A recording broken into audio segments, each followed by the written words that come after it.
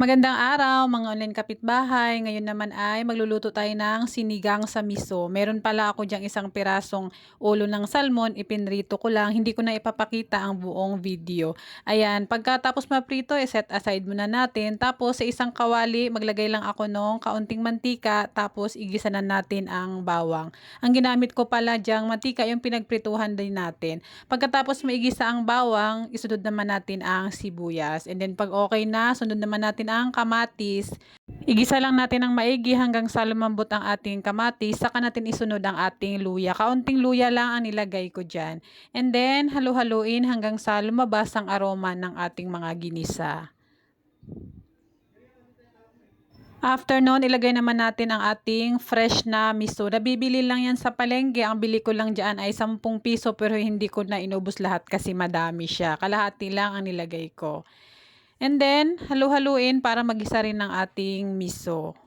Pagkatapos mahalo ay dito maglalagay naman ako ng isang sandok na patis. Halu-haluin din natin para manuot din yung patis na inilagay natin. Tapos, sinunod ko nang ilagay ang ating piniritong ulo ng salmon. Halu-haluin natin hanggang sa mag-well combine.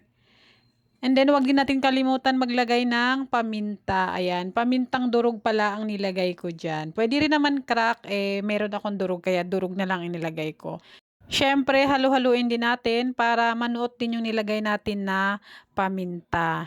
And then, pag okay na, maglagay na tayo ng tubig pang sabaw. Tansyahin nyo na lang ang tubig na ilalagay nyo.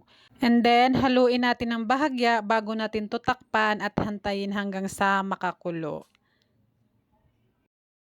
Makalipas ang ilang minuto ng ating pagpapakulo at ayan, nakakulo na nga siya at pwede na natin ngayon ilagay ang ating labanos.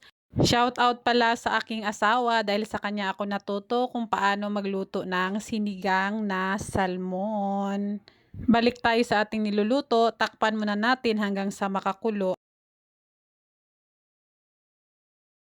Fast forward, ayan, nakakulo na siya at dito naman ay ilagay na natin ang ating gulay, sitaw at talong. Hindi na ako nakabili ng okra kaya yan na lang ang gulay ko.